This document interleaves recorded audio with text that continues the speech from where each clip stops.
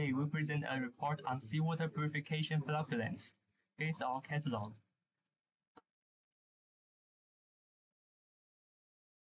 Our topic is seawater purification using flocculants to address water scarcity sustainably.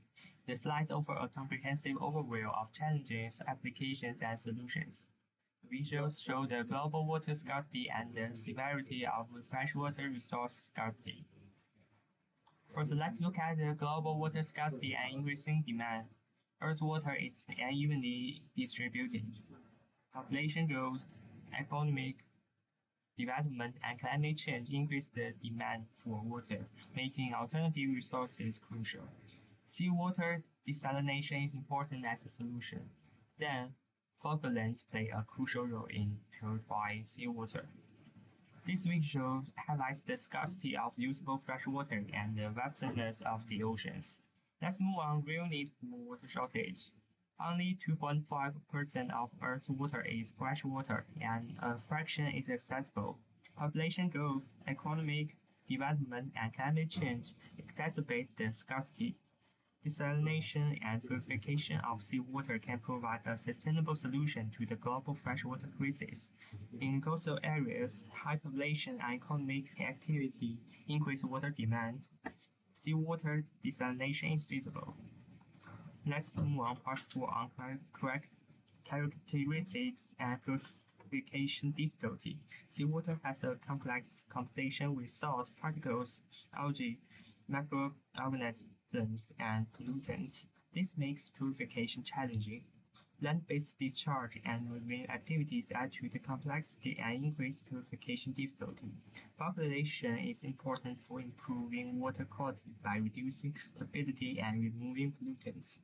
This is a visual chart shows the components. So what's the limitations of traditional technologies? The distillation requires high energy consumption and will be extremely expensive.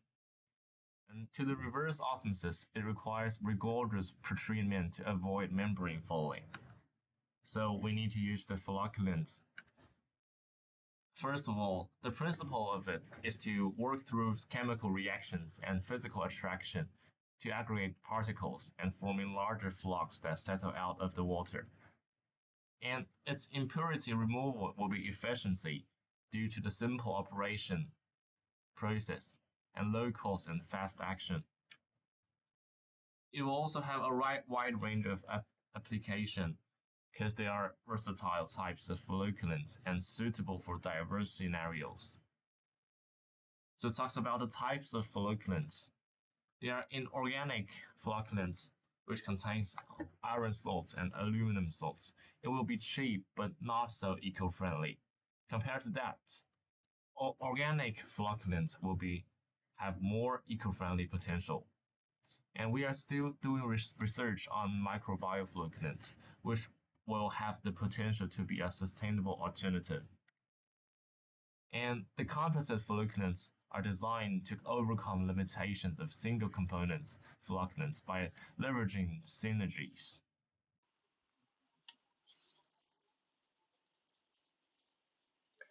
Me, Kenny, will be continue with part 9, the application cases. In Middle East region, some Middle East countries such as Saudi Arabia are facing a serious shortage of fresh water.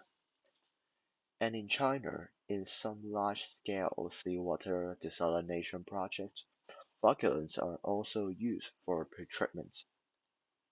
Next would be the human health impact. Some flocculants may contain harmful substances such as heavy metal ions, which may decompose in the human body to produce toxic metabolic waste. And also, the use of flocculants may lead to the aggregation of microorganisms in water, causing gastrointestinal disease and some respiratory infection.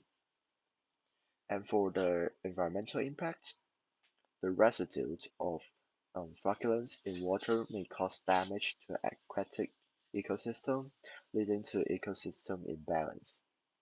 And this would be the main part 2. First would be the conventional solutions. Natural flocculants and enhanced synthetic flocculants reduce chemical toxicity, which lower the environmental impact. And for the activated carbon filtration and reverse osmosis and ultrafiltration, provides clean and safe drinking water. And second, the innovative solutions. Bio-based flocculants and nanotechnology reduce the amount of flocculant needed, and hybrid system and electrocoagulation can remove contaminants.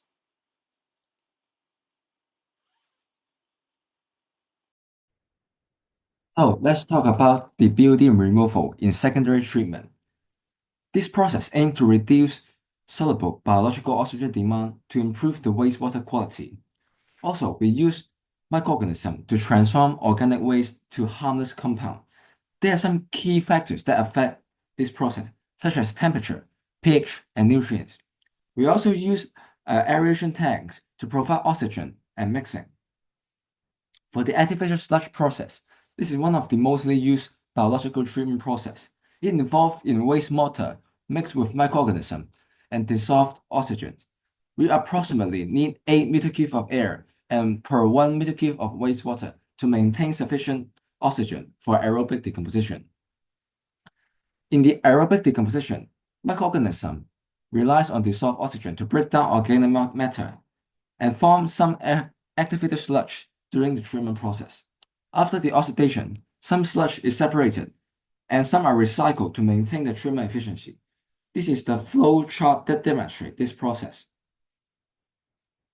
For the trickling filter, we use materials like stones and plastic to support microbial growth. Also, we use a rotating distributor to allow wastewater to spread evenly across for better treatment. This can provide a high surface area for microbial growth to degrade the organic matter. There are some challenges, such as high organic load may clog the space and limit the treatment flexibility. For the attached growth process, microorganisms are immobilized for effective biological oxidation, and it requires less effort to separate the sludge from the wastewater. Finally, for the disinfection process, we use chlorine, but some chlorine may increase the toxicity, so we use UV disinfection and ozone treatment, which are more effective and safer. Because chlorine disinfection may form some carcinogenic compound which may lead to cancer. Thank you.